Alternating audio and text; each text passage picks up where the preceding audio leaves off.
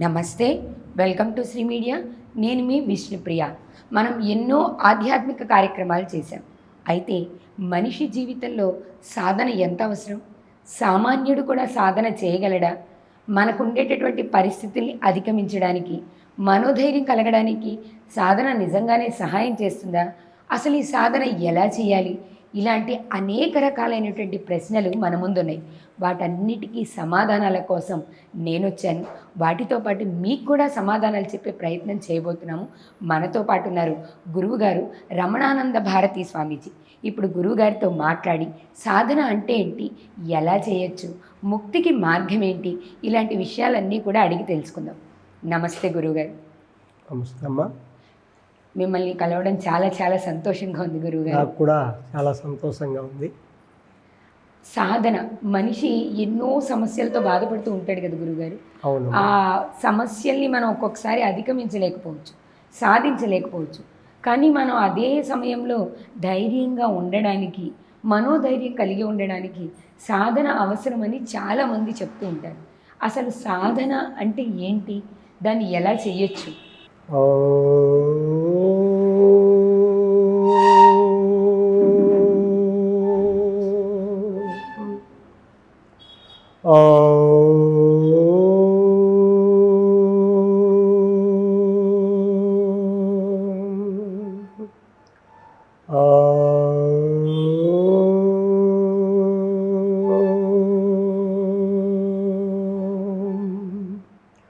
శాంతి శాంతి శాంతి. నారాయణ సమారంభాం వ్యాస శంకర మధ్యమాం అస్మదాచార్య పర్యంతాం మమ గురు యోగానంద భారతి వందే గురు పరం పరం. ఆత్మస్వరూపులకు ప్రియాత్మ బంధువులందరికీ కూడా ఆత్మ నమస్కారములు.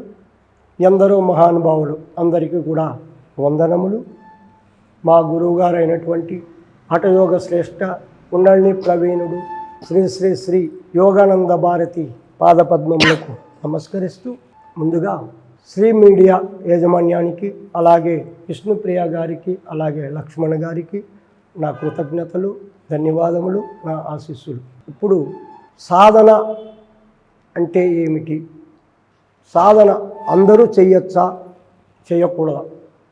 స్త్రీలు చేయొచ్చా, పురుషులు చేయొచ్చా, చిన్నపిల్లలు చేయొచ్చా, వృద్ధులు చేయొచ్చా, ఎలాంటి వారు చేయొచ్చు అనే ప్రశ్న మంచిగా అడిగారు.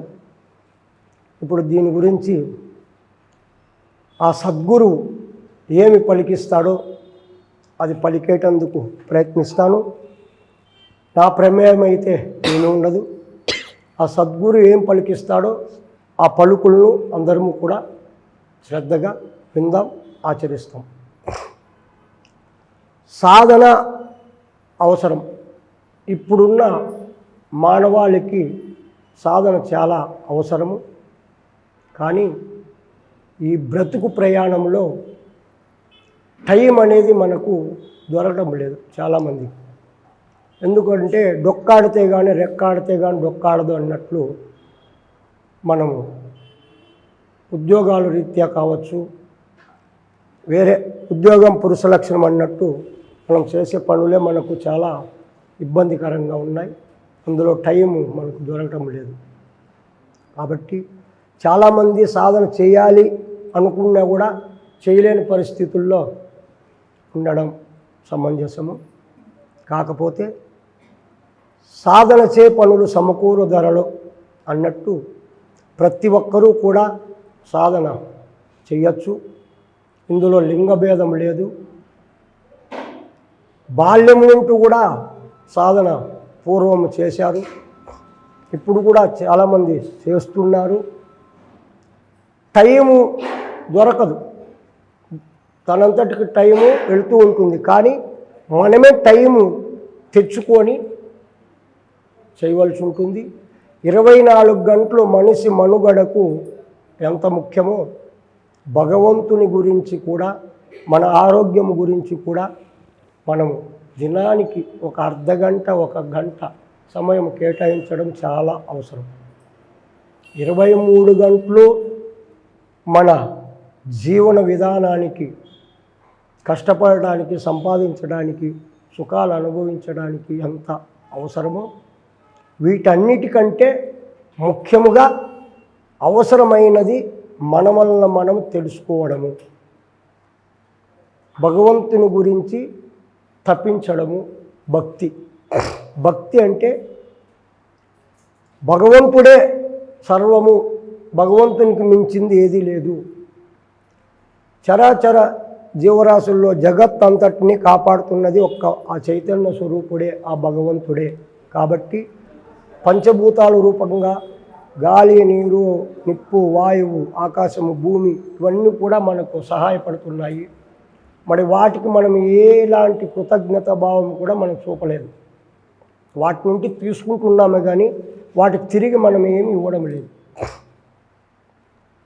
కాబట్టి సాధన అనేది చాలా అవసరం. ఇప్పుడు సాధన వల్ల మనకు చాలా బెనిఫిట్స్ అంటే ఉపయోగాలు ఉన్నాయి. భగవంతుని గురించి సాధన చేయొచ్చు, మన ఆరోగ్యం గురించి కూడా సాధన చేయొచ్చు, మన ఉన్నతికి కూడా సాధన చాలా ఉపయోగపడుతుంది. టైం అనేది రాదు, మనమే దాన్ని ఉపయోగించుకోవాలి. 24 గంటల్లో 1 గంట లేదా అర్ధగంట మన కోసం మనము కేటాయించుకున్నట్లయితే మన ఉన్నతికి ఆ అర్ధగంట మనకు సహాయపడుతుంది. 23.5 గంట నీ వ్యవహారంలో ఉన్నా కూడా అర్ధగంట మనం టైం తెచ్చి పెట్టుకుంటే ఆ అర్ధగంట మనకు చాలా ఉపయోగాలు ఇస్తుంది. ఎలా చెయ్యాలి గురుగారు సాధన? ఇప్పుడు మామూలుగా సాంసారిక జీవితంలో ఉండి తన నిత్య జీవితాన్ని గడుపుతున్న వాళ్ళు ఇప్పుడు మీరు చెప్పినట్టు 24 గంటలో ఒక అర్ధగంట తీసుకోవడానికి సిద్ధంగా ఉన్నాడు. ఈ అరగంటలో తనని తను కంట్రోల్ చేసుకోగలిగే సాధన ఏ మార్గం ద్వారా సాధించవచ్చు? చాలా మంచి ప్రశ్న.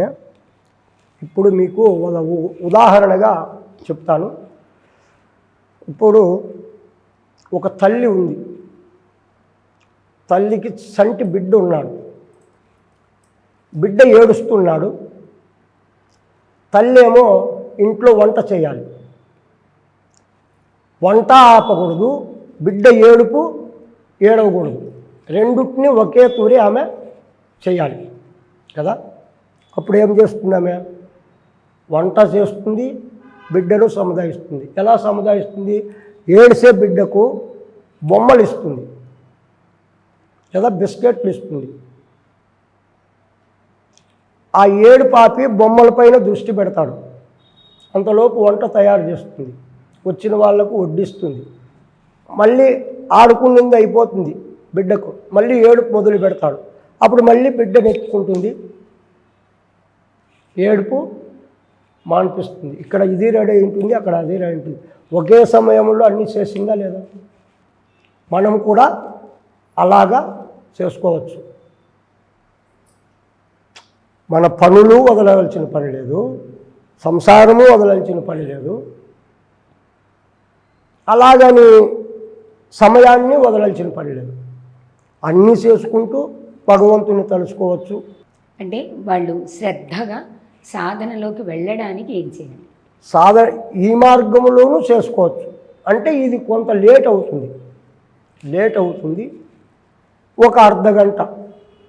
ఇప్పుడు టైం దొరకడం లేదు, 5ంటికి లేస్తారనుకోండి, 4ంటికి లేయండి తెల్లవారి. ఇప్పుడు 5ంటికి లేస్తే మీకు టైం తక్కువగా ఉంది, 4ంటికి 1 గంట ముందు లేయండి. అర్థమవుతుందా? 1 గంట ముందు లేస్తే మీకు టైం దొరుకుతుంది కదా. అప్పుడు స్నానానికి ఒక అర్ధగంట తీసేయండి, కాలకృత్యాలు అర్ధగంట అయితే ఇంకా అర్ధగంట ఉంటుంది కదా. అప్పుడు మీరు ధ్యానం చేయండి. ధ్యానం చేయాలి అంటే ఒక గురువు దగ్గరికి వెళ్ళండి, ఓ మంత్రదీక్ష, బ్రహ్మోపదేశం అంటారు, మంత్రదీక్ష తీసుకోండి. ఏ మంత్రం ఇస్తాడో మీకు ఏది ఇష్టమో అది అడిగి ఇప్పించుకోవచ్చు. మీకు ఒక దేవుడు అని ఇష్టం ఉంటుంది కదా, దేవుని నమ్మేవాళ్ళు అయితే మాకు ఈ దేవుడు ఇష్టము, మాకు ఈ మంత్రం ఇవ్వండి గురువుగారు. ఆ మంత్రం తీసుకోండి, మంత్రము జపం చేసుకోండి. మంత్రంతో పాటు క్రియలు కూడా నేర్పించుకోండి. ఉత్తమ మంత్రం అయితే చాలా రోజులు పడుతుంది. మోక్షము అనేది ఒకటి ఉంది మనకు. అవును. భక్తి తర్వాత మోక్షం.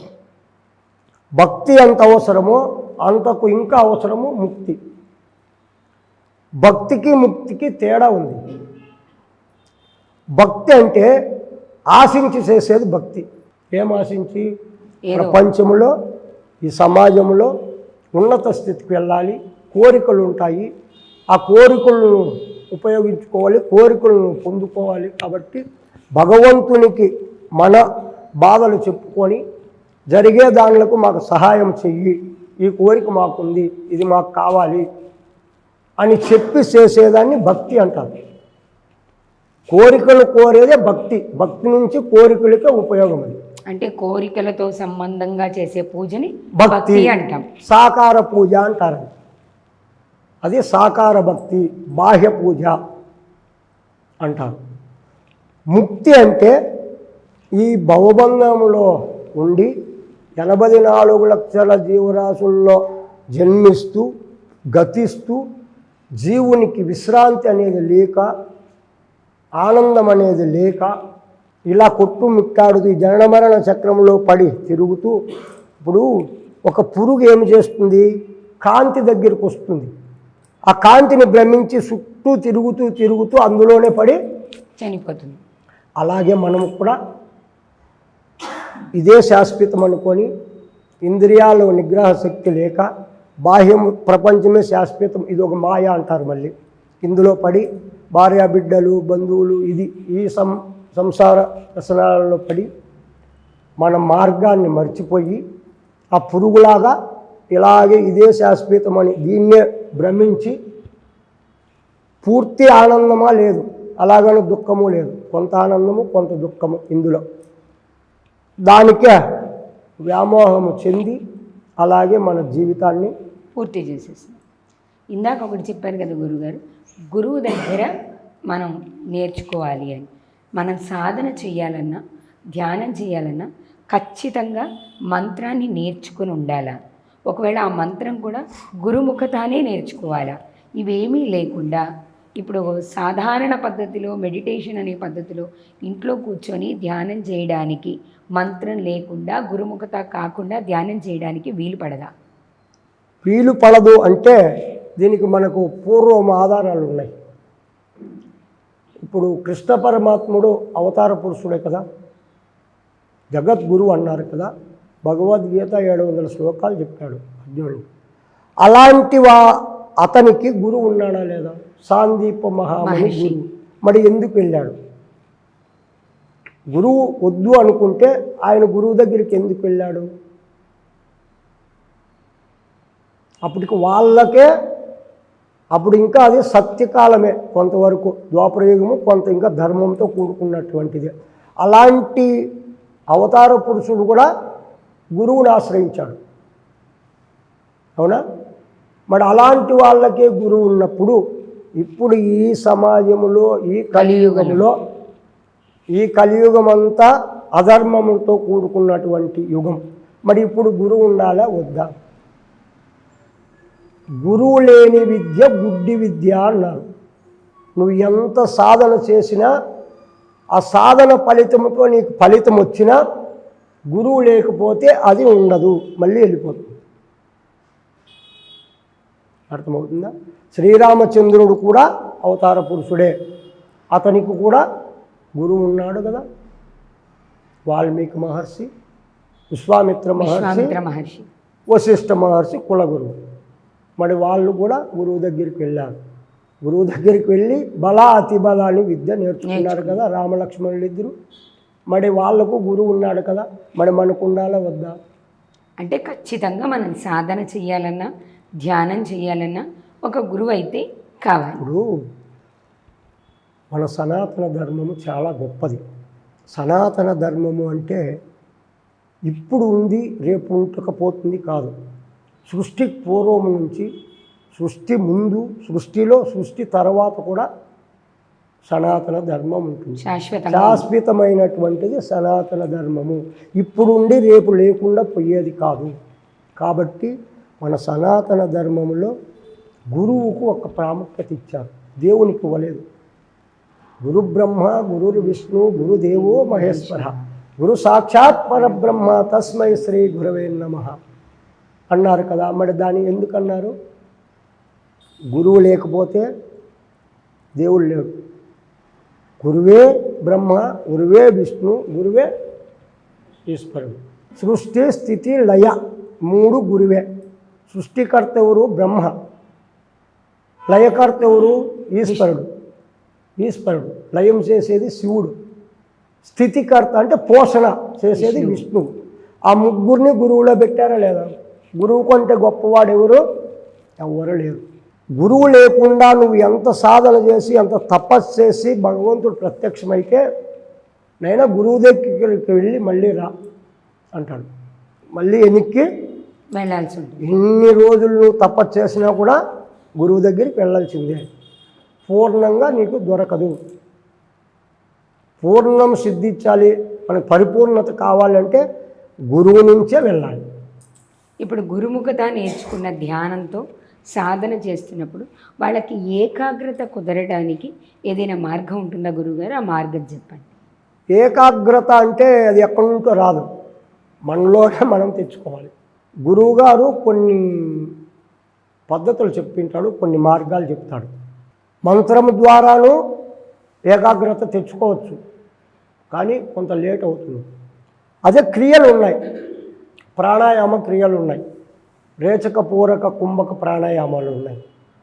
అంటే పూరకం అంటే శ్వాసను తీసుకోవడము, తీసుకున్న శ్వాసను కొంతసేపు ఆఫ్ చేసుకోగలడము కుంభకం, వదలడము రేచకం.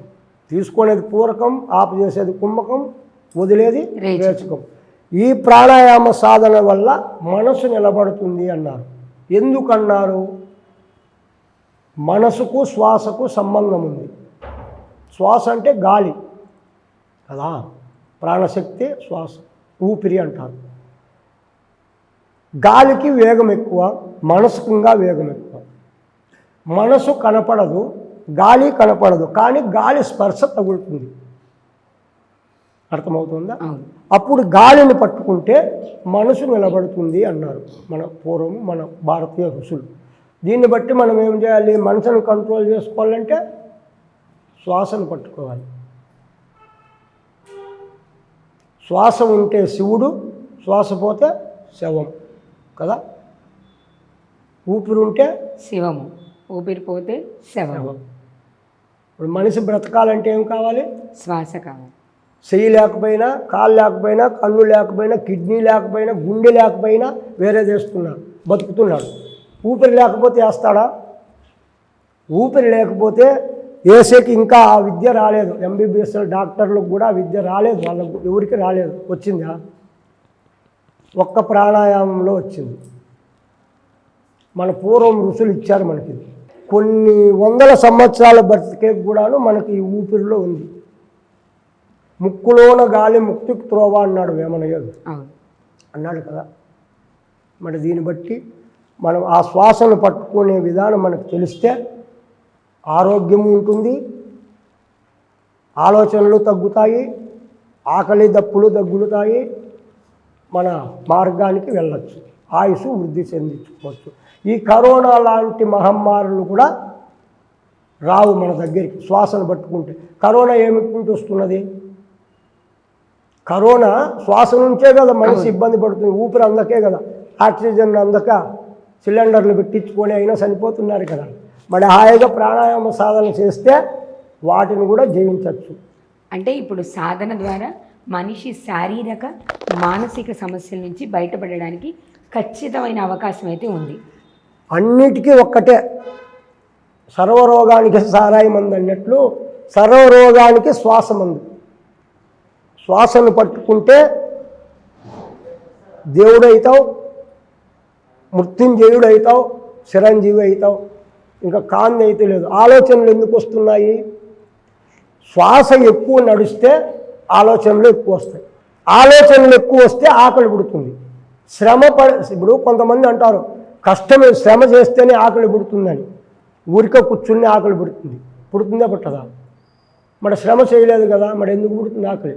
ఆలోచన. ఎగ్జామ్ ఊరికే కూర్చోవడం అంటే ఇక్కడ శారీరక శ్రమ లేదేమో కానీ మనిషి మానసికంగా శ్రమ పడుతున్నాడు. ఆకలి తప్పకుండా లోపల మానసికంగా ఆలోచనలు ఉన్నాయి కదా, ఆలోచనలు ఉండేంత వరకు ఆకలి దప్పిక మానదు, మన ప్రయాణము ఆగదు. ఆలోచన నుంచే ప్రయాణం కదా. అవును. ఇక్కడ ఒక ఆలోచన పుట్టిందంటే బయటకు వెళ్తాం. ప్రపంచము బయట లేదు, మనలోనే ఉంది. పంచభూతాలతో ప్రపంచం తయారైంది, ప్రకృతి. మనం కూడా పంచభూతాలతోనే ఈ దేహం తయారైంది కదా. ఇక్కడ ఒక ఆలోచన వస్తేనే బయటికి వెళ్తున్నాం. అవును. బయటికి వెళ్ళి నుంచి కాదు ఆలోచనలు, ఫస్ట్ ఇక్కడ పుడుతున్నాయి, మనసులోంచి పుడుతుంది. ఇక్కడ పుడుతుండే దాన్ని కంట్రోల్ చేసుకోలేక ఇంద్రియాలు ఉన్నాయి కదా, తినరానివి తింటాం కదా, దానికి పవర్ ఎక్కువ వస్తుంది కదా, అప్పుడు అవి చెప్పినట్లు వినాలి. ఎందుకంటే మనం కంట్రోల్ చేసుకునేది లేక. అంటే ఇప్పుడు మీరు చెప్పే సాధనతో ఈ ఇంద్రియ నిగ్రహం అనేది సాధ్యపడుతుందా? ఇప్పుడు ఆకలిని జయించవచ్చు, నిద్రని జయించవచ్చు, కోరికల్ని జయించవచ్చు, కోపాన్ని జయించవచ్చు, ఇవన్నీ ఈ ఒక్క సాధనతో సాధ్యపడతాయా? కుండలిని మహావిద్య సాధన ఎవరైతే చేస్తారో ప్రాణాయామంతో కూడినటువంటిది, ఇవన్నీ వాళ్ళకు ఉపయోగాలే. అయితే కొంతకాలం సమయం పడుతుంది. వాళ్ళ కర్మఫలం బట్టి. ఇప్పుడు ప్రతి ఒక్క మానవుడు ప్రజెంట్ ఇప్పుడు అనుభవిస్తున్నాడు ప్రారబ్ధ కర్మము అంటే గత జన్మములోది. గతంలో ఏమి చేసి ఉంటారో పాపపుణ్య సంస్కారాలు బట్టి ఇక్కడ ఫలితం అర్థమవుతుందా. ఇక్కడ మనం ఏమి పొందుతున్నామో అదంతా కూడా గతంలోదే, ఇప్పుడుది కాదు, గతంలోదే. ఇప్పటిది కాదు, గతంలోది అంటే గురువుగారు, గతం అంటే ఇదే మానవ జీవితంలో ఉన్న గతమా, లేకపోతే పోయిన జన్మలో ఉన్న గతమా? గతం అంటే పోయిన జన్మ, అంతకుముందు జన్మ, అంతకుముందు. ఇప్పుడు మీకు ఒక విషయం చెప్పు, 4 యుగములు 1400 తిరిగిన పుట్టుపోకల నిలవు మనస. 4 యుగాలు, అలాంటివి 400 సంవత్సరాలు జరిగినా కూడా మనిషి పుడుతున్నాడు, శరీరాలు పుడుతున్నాయి, సస్తున్నాయి. ఏ శరీరమైనా కావచ్చు, జంతువులు కావచ్చు, పక్షులు కావచ్చు, క్రిమికీటకాలు కావచ్చు, మానవుడు కావచ్చు. అన్నిటికీ భగవంతుడు ఆత్మ ఒక్కటే. అన్ని జీవరాశులకు ఉండేది కూడా ఆత్మ ఒక్కటే, మనలో ఉండేది ఒక్కటే, వేరు కాదు. దాంట్లో వేరు, మనలో వేరు లేదు, అంత ఒక్కటే. ఆత్మకు లింగభేదం లేదు, పుట్టు సావులు లేవు, శరీరాలు మాత్రమే మారుతుంటాయి. ఆత్మ మారదు, అలాగే ఉంటుంది. అది ఎలా ఉంటుంది, దానికి వయసు లేదు, ముసలితనం లేదు, బాల్యం లేదు, యవ్వనం లేదు, ఎప్పుడూ ఒకేలా ఉంటుంది. అది ఆత్మ అన్నారు. ఇప్పుడు ఖచ్చితంగా మనం అనుభవించే కర్మ ఫలితం అంతా కూడా ముందు జన్మలో చేసుకున్న పాపపుణ్యాల మీద ఆధారపడింది. ఇప్పుడు కర్మ ఫలితం జన్మం దాకా వచ్చాం కాబట్టి అసలు మోక్షం అనేది ఉంటుందా గురువుగారు? మీరే చెప్పారు ఇన్ని జన్మలుగా ఆత్మ వస్తూనే ఉంటుంది. మరి మన శరీరంలో ఉన్న ఆత్మకి మరణం లేనప్పుడు మనకి ఎలా మోక్షం వస్తుంది? మోక్షం వస్తున్నది నీకు కాదు, శరీరానికి కాదు, ఆత్మకు మోక్షం జీవునికి. అదే జీవుడు అంటారు కదా. అజ్ఞానంగా ఉంటే జీవుడు, జ్ఞానంగా వెదిగితే దేవుడు. దీన్ని ఇంకో లెక్క చెప్తాడు, తెలుసుకుంటే దేవుడు, తెలియకపోతే జీవుడు. ఇప్పుడు ఆత్మకి మోక్షం వస్తుందా? ఎలా వస్తుంది? ఇప్పుడు ఇదే మానవ జీవితంలో ఉండి ఈ జన్మకి మోక్షం కావాలి అంటే మానవ ప్రయత్నంగా ఏం చేస్తే మోక్షం వస్తుంది? మానవ ప్రయత్నం ఉంటే దైవ అనుగ్రహం కలుగుతుంది. మానవ ప్రయత్నం లేకపోతే మోక్షం దానంతకు అదే రాదు. ఏదో 10 రూపాయలు బట్టి 20 రూపాయలు పెడితే కొనుక్కుంటామంటే ఎవరైనా ఇస్తే అలా దొరికేది కాదు. ఇది ఎలా రావాలి? సాధిస్తే వస్తుంది, తప్పిస్తే వస్తుంది, కూర్చుంటే వస్తుంది, మారితే వస్తుంది, నడవడికలు బదలించుకుంటే వస్తుంది. అంటే ఏం చేయాలి గురువుగారు? ఫస్ట్ ఆహార నియమాలు పాటించాలి. ఇప్పుడు భక్తి ఎలా పుడుతుందంటే ఎవరు చెప్పలేరు. అకస్మాత్తుగా ఇప్పుడు ఒక ప్రేమ ఎలా పుడుతుందంటే చెప్తారా? ఆన్సర్ లేదు. అప్పటికప్పుడే పుట్టచ్చు, 10 ఏళ్ళకు పుట్టచ్చు, పుట్టకనే పోవచ్చు. భక్తి కూడా అలాంటిదే కొద్దిగా, కాకపోతే మార్గాలు ఉన్నాయి. మనం జంతువులు కాదు, మనుషులు. అంతో ఎంతో బుద్ధి ఉంది మనకు, ఉందా? బుద్ధిశక్తి ఉందా మనకు? శాస్త్రాలు ఏం చెప్పాయంటే 84 లక్షల జీవరాశుల్లో మానవునికి తప్ప ఏ జీవికి మోక్షం లేదు. అర్థమైందా? ఏ జీవికి కూడా మోక్షము లేదు. ఒక్క మానవుని జన్మకే మోక్షము. మానవ జన్మకి మాత్రమే మోక్షం. మోక్షము అంటే ఈ మానవ శరీరంలో ఉన్న ఆత్మకి మోక్షం వచ్చే అవకాశం ఉంది. వాళ్ళే చెప్పారు, పెద్దలే వక్కాణించారు, శాస్త్రాలు ఆధారాలు ఉన్నాయి. ఏ జన్మకు ముక్తి లేదు, మానవునికే ముక్తి ముక్తి ముక్తి దుర్లభం. మానవ జన్మ దుర్లభం, రాదు అంటే వచ్చింది. మానవ జన్మ శరీరం వచ్చిందంటే ముక్తికి ఫస్ట్ ఇంక పాస్ అయిపోయినాం. ఆడే మానవ జన్మ వచ్చినప్పుడే పాస్ అయిపోయినాం, ఇంకా ముక్తికి అర్హత వచ్చింది. కానీ నువ్వు చేయలా. ఆ ముక్తి అనేది ఒకటి ఉంది, ఎలా వెళ్ళాలి అనేది నువ్వు తెలుసుకోలేదు. ఒక అడుగు ముందుకు వచ్చేసాం. తెలుసుకున్న వాళ్ళు చాలామంది దానికోసం తప్పించారు, ఆ పదవిని అందుకున్నారు. ఇప్పుడు వాళ్ళను మనము దేవుళ్ళుగా కొలుస్తున్నాం, ఇవన్నీ చూస్తున్నాం కదా. మరి దాన్ని బట్టి ఉందా లేదా అనుకుంటారా మీరు? ఉంది కదా, నమ్ముతాము కదా. మనం నమ్మినప్పుడు చేయాలి కదా. ఒకటి కావాలంటే ఒకటి వదులుకోవాలి. ధర్మ మార్గంలో వెళ్ళాలి, మంచి మార్గంలో వెళ్ళాలి, పెద్దలు చెప్పే విషయాలు వినాలి, ఆశ్రయించాలి.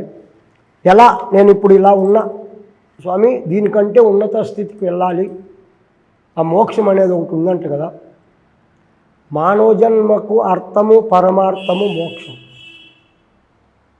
కోట్లు సంపాదించినా కూటికే, కూటుకున్నా కాటికే. బ్రహ్మ విద్య ఒక్కటే మనిషిగా ఉండేవాడిని మాధవునిగా చేస్తుంది. ఏం చేస్తుంది? మనిషిగా ఉండేవాడిని మాధవునిగా చేయాలంటే, దేవునిగా చేయాలంటే బ్రహ్మ విద్య ఒక్కటే.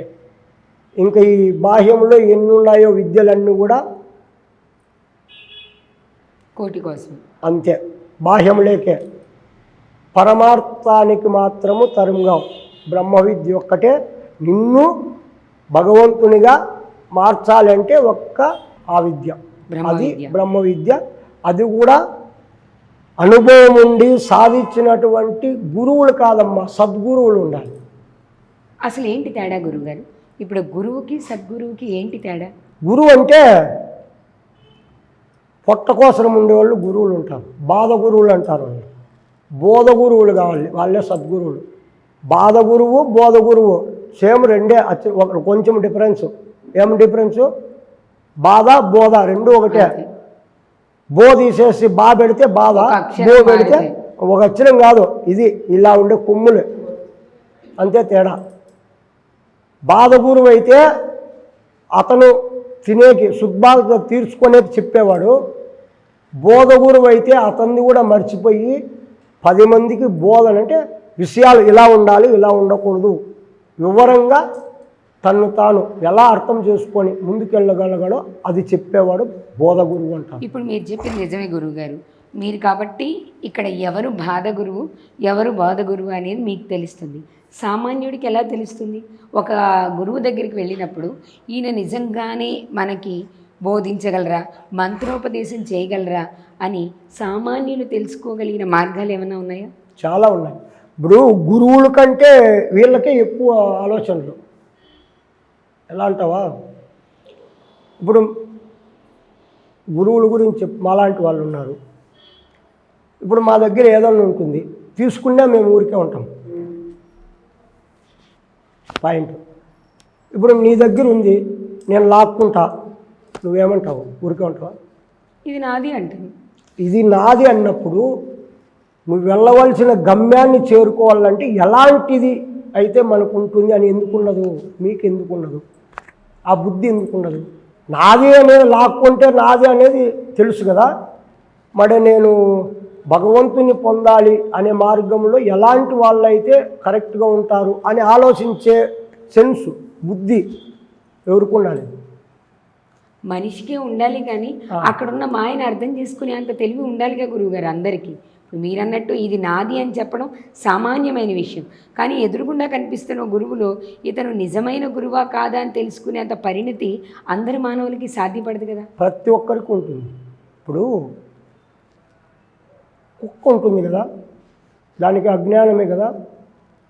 కానీ ఇంట్లో ఉండే ఇంటి మనుషులు తప్ప వేరే మనిషి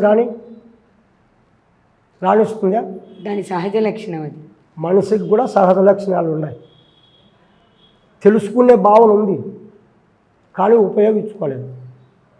అంటే మీరు అంటున్నట్టు అంతర్లీనంగా తెలుసుకోగలిగిన జ్ఞానం ఉంది, కానీ ఆ జ్ఞానాన్ని మనిషి వాడట్లేదు.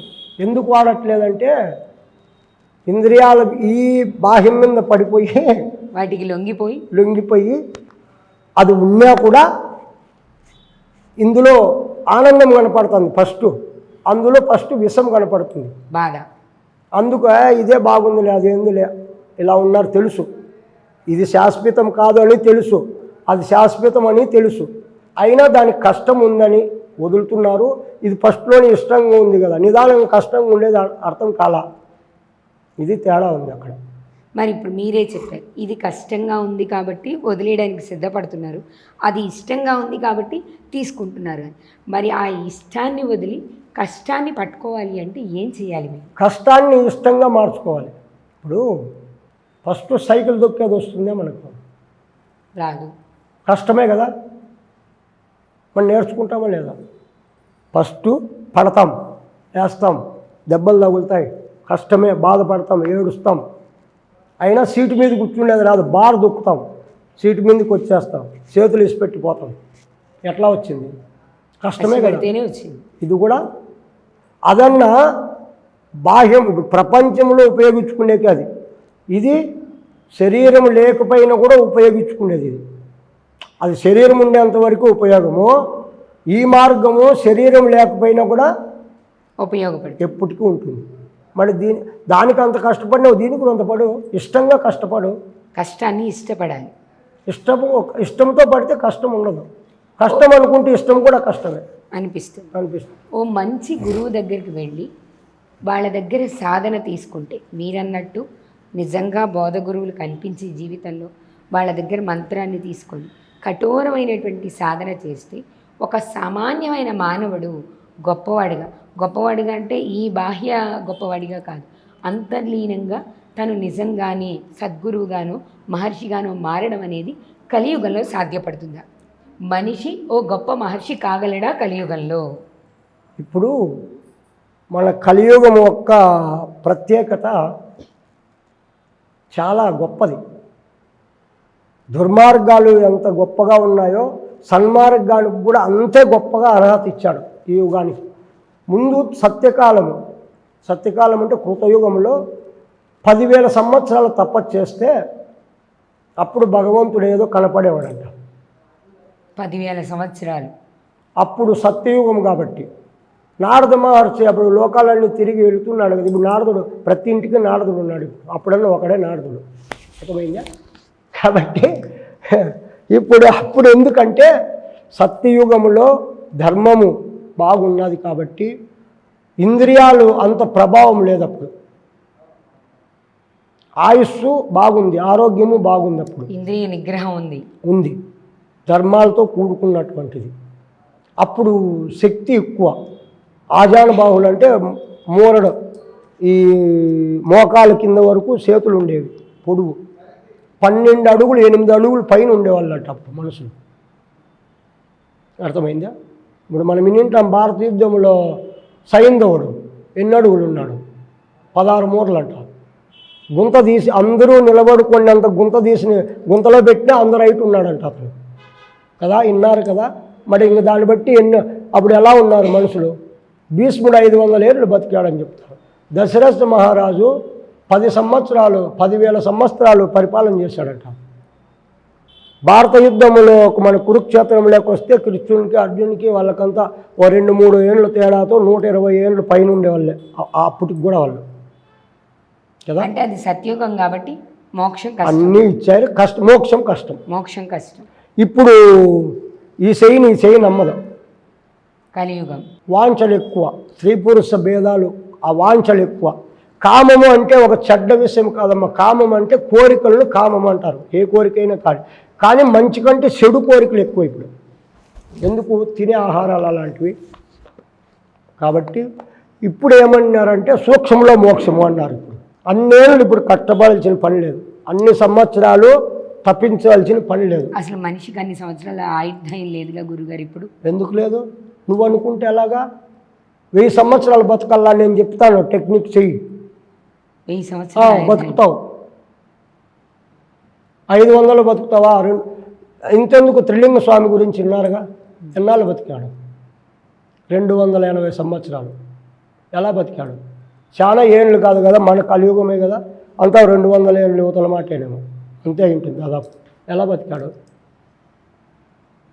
మరి ఉందా లేదా బతికే? శ్వాసే, అన్నిటికీ శ్వాసే ఆధారం.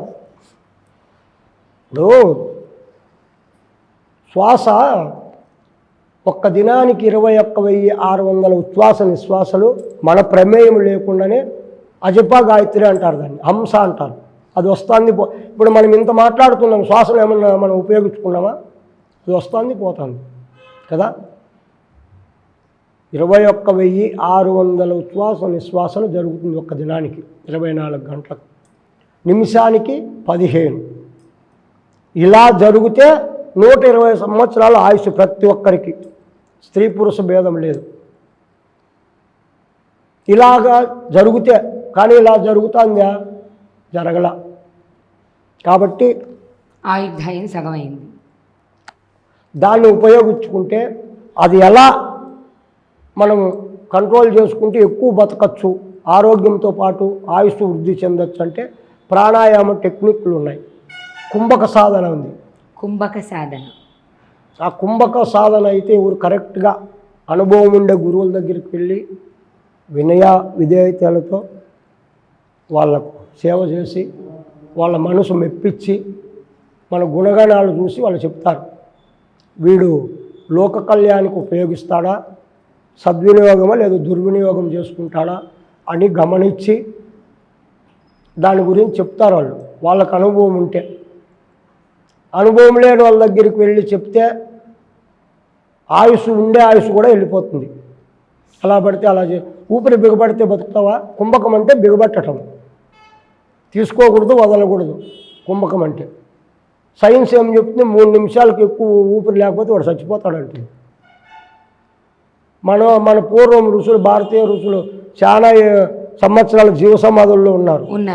ఎలా ఉన్నారు వాళ్ళు? ఆ టెక్నిక్ ఉంది. ఆ టెక్నిక్ ఫాలో అయితే, ఆ కుంభక సాధన నేర్చుకుంటే ప్రాణాయామం ద్వారా మనం ఆరోగ్యముతో పాటు ఆయుష్ పెంచుకోవచ్చు. ఇందాక మనం చెప్పుకున్నట్టు ఇప్పుడు మరి వీళ్ళు తపస్సు చెయ్యకుండానే మీరే చెప్పారు సూక్ష్మంలో మోక్షం. మరి తపస్సు చేయకుండా ఆ మోక్షాన్ని ఎలా సాధించవచ్చు? ఇప్పుడుండే మానవాళ్ళకి ఏం చెప్పాలంటే, శ్రవణ్ కుమార్ గురించి విన్నారా? అతను ఎలా పొందాడు మోక్షం? ఎలా పొందాడు? మాతృదేవో భవ పితృదేవో భవ, తల్లిదండ్రులకు మించిన దేవుడు లేడు అని ఎవరైతే వాళ్ళకు సేవ చేస్తారో వాళ్ళకు సూక్ష్మంగా మోక్షం. కూర్చోవాల్సిన పనిలే, ముక్కు మూసుకోవాల్సిన, రామకృష్ణ అనాల్సిన పనిలే, ఏది లేదు. వాళ్ళకు సేవ చేస్తే, వాళ్ళు చెప్పిన మాట జవలాటకుండా సేవ చేస్తే మోక్షం. పతియే ప్రత్యక్ష దైవం అన్నారు స్త్రీమాతలకు.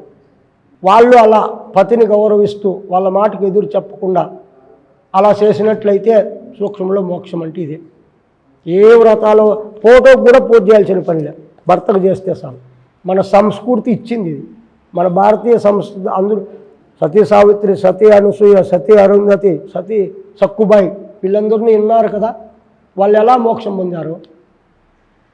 ఏమన్నా చేశారా? వాళ్ళు భర్తను కాదని వేరే పూజలు పునస్కారాలు చేశారా? చేయలేదు. పతియే ప్రత్యక్ష దైవం అన్నారా? కృష్ణుడు దైవము, రాముడు దైవం అన్నారా? ఈశ్వరుడు దైవం ఏమన్నారు? మన ధర్మంలో పతియే ప్రత్యక్ష దైవం అన్నారు. మాతృదేవోభవ పితృదేవోభవ అన్నారా? ఫస్ట్ దేవుని దేవోభవ అన్నారా? ఏమన్నారు? మాతృదేవోభవ పితృదేవ. మనం ఏది ఆలోచించాలి, ఏది పట్టుకోవాలి?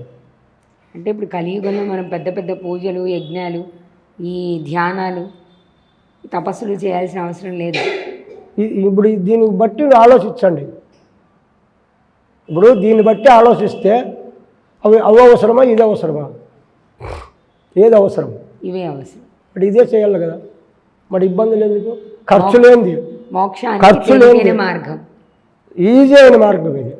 నువ్వు కష్టపడాల్సిన పనిలే, అన్నం ఇసి పెట్టాల్సిన పనిలే, డబ్బులు ఖర్చు పెట్టాల్సిన పనిలే. దీంట్లో ఇప్పుడు నేను ఇంకొక విషయం చెప్తాను. ఇప్పుడు మాలాంటి వాళ్ళ గురించి తెలియదు కదా. మేము ఇక్కడ వచ్చామనుకో, వచ్చి కాళ్ళకు ముక్కుతారే? ఏదుంది మా దగ్గర? అదే తల్లిదండ్రులు మీకు జన్మనిచ్చి కష్టపడి సాకి చదివి ముడ్డి గడిగి అది గడిగి ఇది గడిగి ఉన్నత స్థితికి పెట్టారు మిమ్మల్ని. వాళ్ళకు ముక్కండి. మమ్మల్ని ఎందుకు ముక్కేది? ఏముంది మా దగ్గర? మేమేమి ఇస్తాం? మీకు 4 మాటలు చెప్తాం అంతేనా? ఏమని ఇస్తామా? వాళ్ళ ఆస్తులు ఇస్తారు, ఐశ్వర్యం ఇస్తారు, మీ జన్మ కారకమయ్యారు వాళ్ళు లేకపోతే మీకు జన్మ లేదు. మీరు ఎంత గతంలో చేసుకున్నా ఒక తల్లిదండ్రి గర్భంలోకి రావాల్సిందే. మరి అలాగొచ్చారు కదా, అన్ని చేశారు కదా మీకు. మరి మీరు వాళ్ళకి ఎందుకు ముక్కరు? వాళ్ళని ఎందుకు సేవ చేయరు? మాలాంటి వాళ్ళకి ఎందుకు చేస్తారు? మీకు బుద్ధి ఉందా? అసలు బుద్ధి ఉందా అంటున్నా. అందరికీ ఉందా? మాలో ఉండేది ఏంది, వాళ్ళలో లేనిది ఏంది? ప్రతి ఒక్కరికి ఫస్ట్ గురువు ఎవరు? తల్లి, తర్వాత తండ్రి. ప్రపంచాన్ని ఎవరు చూపిస్తారు? ఫస్ట్ తండ్రే చూపిస్తారు. తల్లి తండ్రి ఇద్దరే. సంబంధాల గురించి ఎవరు నేర్పిస్తారు? తల్లిదండ్రే. మాటలు రానబ్బుట్టుంటే, నడక రానబ్బుట్టుంటే తల్లి నేర్పిస్తుంది. మీ తండ్రి, మీ చిన్నాయన, మీ పెద్దయ్య, మీ అక్క, మీ వదిన మేము నేర్పించుంటున్నా. మీరు ఇలా ఉన్నారు కాబట్టి మేము ఇలా ఉంటాం. మీరు మారేంత వరకు మేము మారం. మేము ఇలా చెప్తూనే ఉంటాం, మీరు అలాగే ఉంటారు. ఇది విషయం. ఇప్పుడు నేను చెప్పేది చాలామందికి విషయంలా ఉండొచ్చు. కొందరికి ఏంది ఇలా చెప్తున్నాడు, గురువులను ఇలా చెప్పచ్చునా, ఎవరు వస్తారు మా దగ్గరికి అని. అవసరం లేదు. మీరు బతికేది మీరు నేర్చుకోండి, వాళ్ళు బతికేది వాళ్ళు నేర్చుకుంటారు. ఎందుకు? తల్లిదండ్రులకు మించింది ఎక్కడా లేదు అని శాస్త్రాలు చెప్తున్నాయి. నేను చెప్పేది కాదు. నేను శాస్త్రాల ఆధారం ఉంటే చెప్తా, నేను ఓన్గా ఏది చెప్పను. ఇంతకంటే మీకు మోక్షం లేదు. మీరు చెప్పే తేలికైన మార్గం తల్లిదండ్రుల్ని సేవించడం, పతియే ప్రత్యక్ష దైవం కాబట్టి భర్తకి సేవ చేయడం. ఇవి చేస్తే చాలు. ఏ పూజ, హోమాలు, యజ్ఞాలు, యాగాలు ఏం చెయ్యనక్కర్లేదు. డబ్బులు ఖర్చు చేయమని భగవంతుడు అడగలేదు. డబ్బులు ఖర్చు కావు, మీకు సమస్యలు రావు, ఇబ్బందులు రావు. మీ డబ్బు మీతానే ఉంటుంది, మీ ఆరోగ్యం మీతానే ఉంటుంది, మీ భక్తి మీతానే ఉంటుంది. సరే గురుగారు, అసలు ఈ విషయం చెప్పండి. మోక్షం అంటే ఏంటి? దేన్ని మోక్షం అంటారు? ఇప్పుడు అసలు ఏమి మోక్షం అంటే? ఒక మూర్ఖుడు ఉన్నాడు. మోక్షం అంటే ఏంటి? మోక్షం అంటే ఈ బాహ్యంలో చిక్కులుకున్న భవబంధాల నుండి విడుదల కావడం. ఇప్పుడు ఒక వ్యక్తి జైల్లో ఉన్నాడు అనుకోండి, జైల్లో ఉంటే లాక్ వేసేస్తాడు, బయటకు వదలడు. అవును. మనకి అప్పుడు విశ్రాంతి ఉందా మనకి? ఇప్పుడు మీరు కూడా అందరూ కూడా ఇలాగ ఉన్నాం కదా సమాజంలో. అన్నిట్లో దీని నుండి విడిపడడమే మోక్షం. మోక్షం అంటే అదేదో ఒక పదవి, భగవంతుడు సింహాసనం ఇస్తాడు, కిరీటం పెడతాడు, రంభా ఊరోసి మేనకల దగ్గర డ్యాన్స్ చేయొచ్చు, డిస్కో డ్యాన్స్ కాదమ్మా. ఇవంతా సినిమా వరకే, నిజ జీవితంలో ఉండవు. అంటే ఇప్పుడు మీరు చెప్పే పద్ధతిలో ఆత్మకి మోక్షం వస్తుంది అంటే అది ఇంకో శరీరానికి వెళ్లకుండా ఉండడమే మోక్షమా? శరీరానికి వెళితే మోక్షం ఎలా వస్తుంది? అది మళ్ళీ వెళ్ళదు. ఇప్పుడు పునరపి జననం పునరపి మరణం జనని జఠరే శయనం అన్నట్టు పుడుతూ సస్తూ ఉంటే ఇంక మోక్షం ఎక్కడుంది? అదే ఇక చివరికి మోక్షం అంటే ఇక ఆత్మకి వేరే శరీరంలోకి వెళ్ళే అవకాశం లేదు. భగవంతుడిని చేరితే నీలో నువ్వు ఉండడమమ్మా, నీలో నువ్వు మమేకమై. ఇప్పుడు తత్వమసి మహావాక్యాల్లో తత్వమసి అంటే అర్థం కాదు. తత్వం అసి. తత్ అంటే బ్రహ్మ, అమ్మ అంటే నేను, అసి అంటే అయి ఉన్నా. ఆ బ్రహ్మ నేనే అయి ఉన్నాను. అహం బ్రహ్మాస్మి. అహం అంటే నేను, నాది అనే గర్వము, అవన్నీ వదిలితే బ్రహ్మ. మరి ఇంకెక్కడున్నాడు? ఎక్కడున్నాడు? ఇంకా భగవంతుడు మనలోనే ఉన్నాడు. మరి మనలో ఉన్నాడు, హాయిగా చూసుకో. కాశీ రామేశ్వరము అవి డబ్బులు ఖర్చు పెట్టి పొయ్యి వచ్చి మళ్ళీ ఒక నెల పండుకుంటావు, జ్వరం వచ్చి కాళ్ళు నొప్పులు వచ్చి ఎందుకు?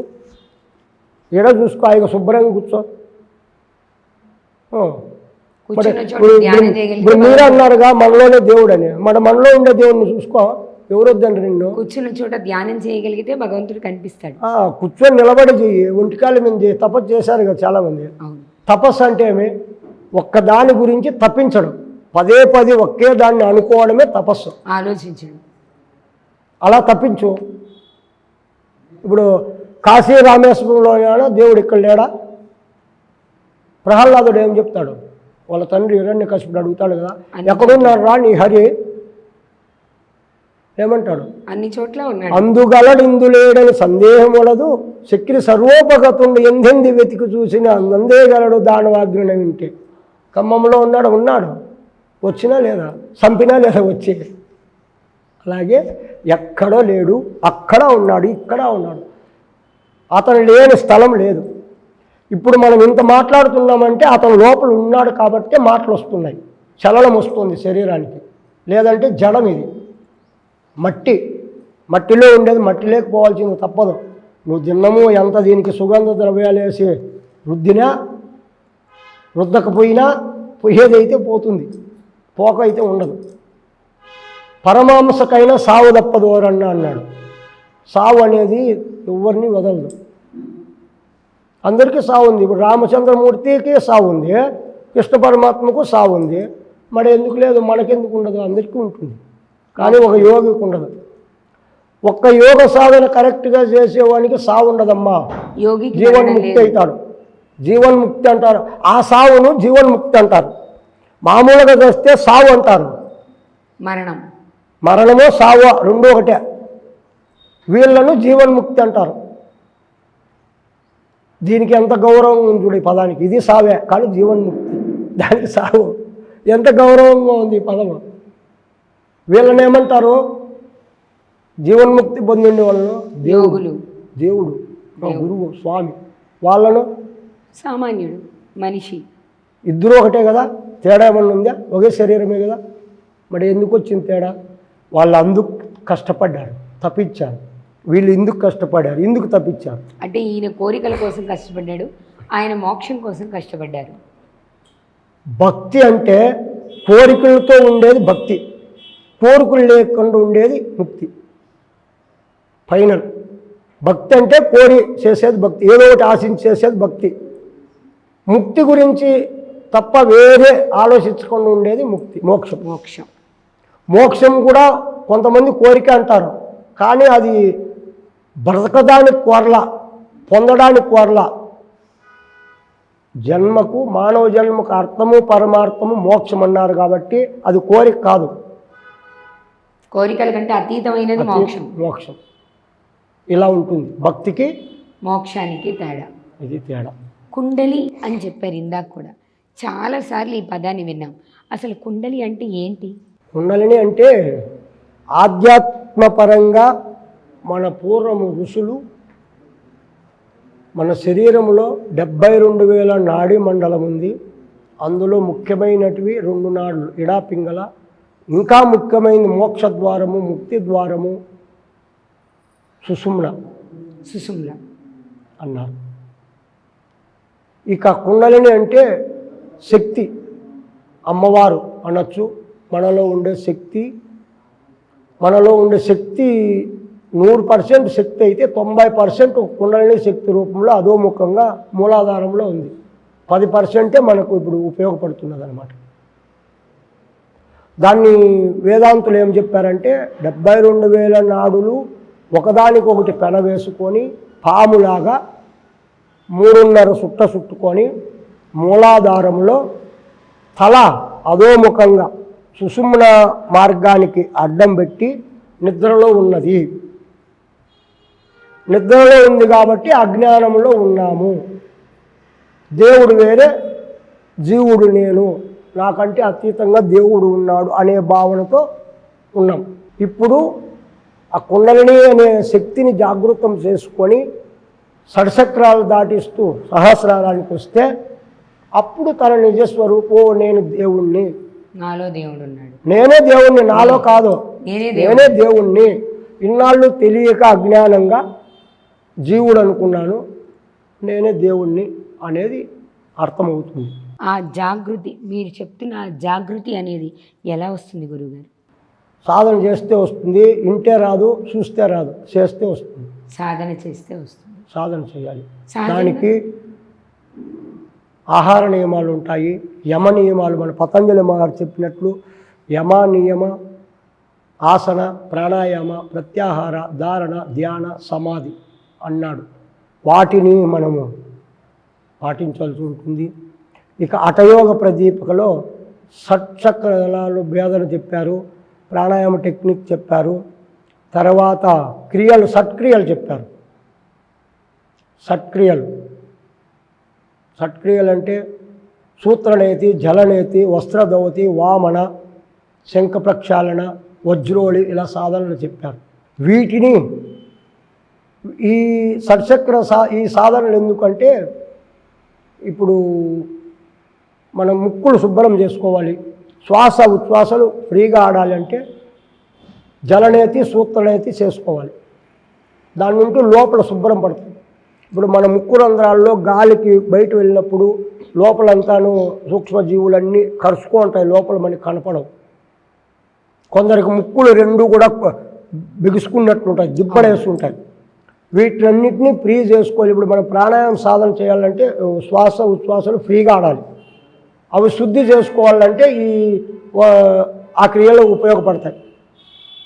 జలనేతి, సూత్రనేతి ఉపయోగపడతాయి. ఇక వస్త్రధౌతి అంటే లోపల ఇప్పుడు మనం పైన శరీరాన్ని శుద్ధి చేసుకుంటున్నాం, కానీ లోపల పేగులు శుద్ధి చేసుకునేది ఎలాగా? అప్పుడు వస్త్రధౌతి అంటే బట్ట మింగి మళ్ళీ తీయాలి. అప్పుడు లోపల ఉండే కల్మషం అంతా బట్టకు వస్తుంది. సామాన్యులు అలా చేయగలరా గురుగారు? సామాన్యులు కాదు, ప్రతి ఒక్క మనిషి చేయొచ్చు. సామాన్యుడేంది ఇంకా అసామాన్యుడేంది, అందరూ ఒకటే. అందరికీ అన్నీ ఉన్నాయి, కన్నులు, కాళ్ళు, చేతులు అన్నీ ఉన్నాయి కదా. సామాన్యుడే అసామాన్యుడే ఎలా, ఇద్దరు ఒకటే. తెలియదు, వాళ్ళకి తెలియదు, వీళ్ళకి తెలుసు, అంతే తేడా. తెలియకపోవడం అంతే, అంతా ఒకటే. అప్పుడు ఆ లోపలంతాను క్లీన్ జరుగుతుంది, అప్పుడు రోగాలు రావు. ఇంకా నవ్వులి, అగ్నిసార, పొట్టను లోపలికి ఈడ్చుకొని సాధన చేయాలి. దాని నుంచి షుగరు తక్కువవుతుంది, మలబద్ధకం తక్కువవుతుంది, పొట్టకు సంబంధించిన రోగాలన్నీ పోతాయి. ఇంకా శంఖ ప్రక్షాళన అంటే మన పొట్టను ఇంకా బాగా శుభ్రం చేసుకోవాలి. మలము లోపల కరుచుకొని ఉంటుంది, దాన్నంతాను బయటికి తెచ్చే మార్గం శంఖ ప్రక్షాళన అంటారు. వామన అంటే నీళ్లు బాగా తాగి మళ్ళీ వాంతికి చేసుకోవాలి. లోపల ప్రక్రియలు ఇప్పుడు చెప్పేటివన్నీ అంతః ప్రక్రియ. బాహ్య ప్రక్రియ అయితే కనపడుతుంది, బాగా తోముకుంటాము, ఈపు ఎవరో ఒకరు తోముతారు. లోపల ఎవరు తోముతారు? పేగులు కోసి సర్జన్ చేసి డాక్టర్లు చేసేటివి కాదు అవి. ఇలాంటి క్రియలు మన పూర్వం ఋషులన్నీ ఇచ్చారు.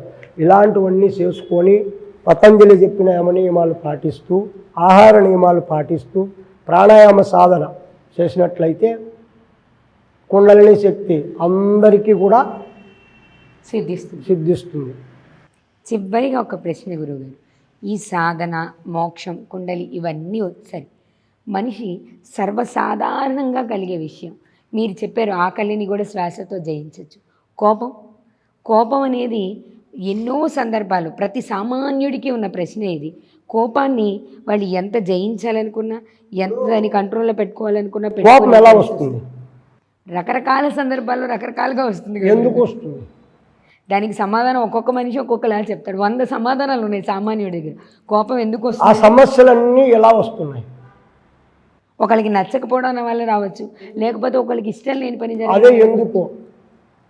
సందర్భాన్ని బట్టి ఉంటుంది. అలా కాదు, ఇప్పుడు కోపం రావాలంటే వానికి వ్యతిరేకంగా ఏదో ఒకటి జరగాలి. అదే ఇష్టం లేనిది. ఆ వ్యతిరేకం ఎందుకు జరుగుతుంది?